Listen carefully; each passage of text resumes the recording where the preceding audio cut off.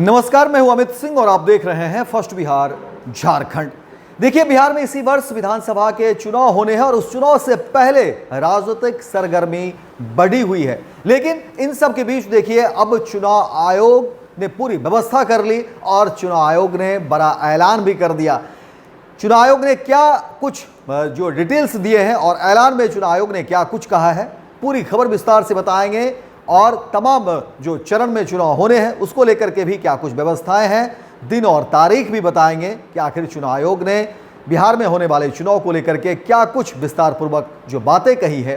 देखिए, चुनाव आयोग एक तरफ लगातार चुनाव आयोग की कोशिश है कि बिहार में पारदर्शी तरीके से चुनाव हो, बिहार में तमाम जो पार्टियां हैं उसको विश्वास में लेकर के जो है सारी व्यवस्थाएं की जाए, लोगों के मन में कहीं कोई कन्फ्यूजन नहीं हो और बिहार में बूथ स्तर तक जो है चुनाव अच्छे तरीके से कराया जाए ताकि ज़्यादा से ज़्यादा मतदान हो सके। इसको लेकर के चुनाव आयोग जो है प्रतिबद्ध है। और देखिए, लगातार जो है कहा जा रहा है कि चरणबद्ध मतदान का गहन पुनरीक्षण भी जो है वो किया गया है। वहीं चुनाव आयोग ने टाइमलाइन को भी समझाया है कि आखिर क्या कुछ चीज़ें जो है चुनाव को लेकर के होगी। देखिए, आपको बता दें कि बिहार विधानसभा चुनाव में चढ़े राजनीतिक पारे के बीच एक तरफ जहां विपक्षी दल मतदाता गहन पुनरीक्षण की प्रक्रिया को लेकर के भी निर्वाचन आयोग को कटघरे में खड़ा करना चाहते हैं, वहीं चुनाव आयोग इस कोशिश में लगा है कि पारदर्शिता जनता के सामने आ जाए।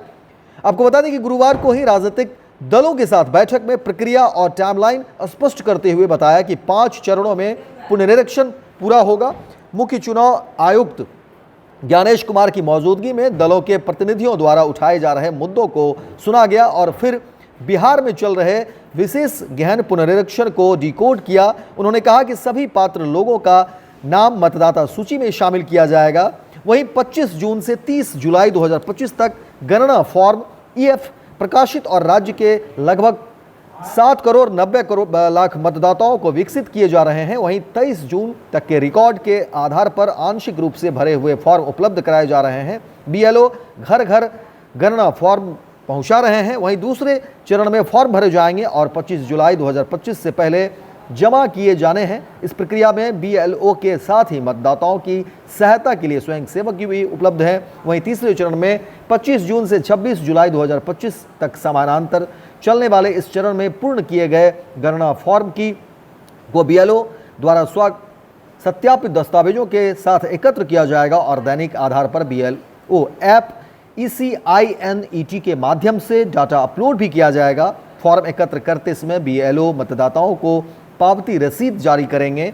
वहीं चौथे चरण में 1 अगस्त 2025 को ड्राफ्ट मतदाता सूची प्रकाशित की जाएगी। जिन नामों के लिए 25 जुलाई से पहले कोई गणना फॉर्म जमा नहीं किया गया है वे ड्राफ्ट रोल में नहीं दिखाई देंगे और ड्राफ्ट रोल की प्रतियां मान्य प्राप्त राजनीतिक दलों को निःशुल्क दी जाएगी और ECI की वेबसाइट पर अपलोड की जाएगी। जो मतदाता प्रारंभिक समय सीमा से चूक जाएंगे वे घोषणा पत्र के साथ फॉर्म 6 का उपयोग कर दावों और आपत्तियों की अवधि के दौरान आवेदन कर सकते हैं। ड्राफ्ट रोल प्रकाशित होने के बाद भी बीएलए प्रतिदिन 10 फॉर्म जमा करना जारी करेंगे। तो देखिए, लगातार जो है चुनाव आयोग की कोशिश है कि बिहार में निष्पक्ष और पारदर्शी तरीके से चुनाव हो और उसी कड़ी में देखिए लगातार कोशिश की जा रही है और 100% मतदान हो, ज़्यादा से ज़्यादा मतदान हो, उसके लिए चुनाव आयोग जो है प्रतिबद्ध है। और देखिए, उम्मीद की जा रही है कि अक्टूबर महीने तक जो है चुनाव बिहार में होंगे। अलग अलग चरणों में चुनाव होने हैं और अलग अलग देखिए दिन और तारीख को लेकर कभी से ही जो है प्लानिंग की जा रही है कि कैसे बिहार में चुनाव होंगे। और चुनाव आयोग के ऐलान के बाद देखिए एक बार फिर से राजनीतिक दलों में खलबली है, क्योंकि राजनीतिक दल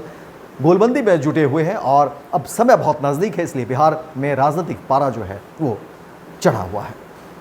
गोल, जहां 27 वर्षों के सफर में 17,000 से भी अधिक छात्रों ने डॉक्टर एवं इंजीनियर बनकर भरे सफलता की ऊंची उड़ान, जहां साधारण छात्र भी बिहार टॉपर्स बनकर बना रहे इतिहास।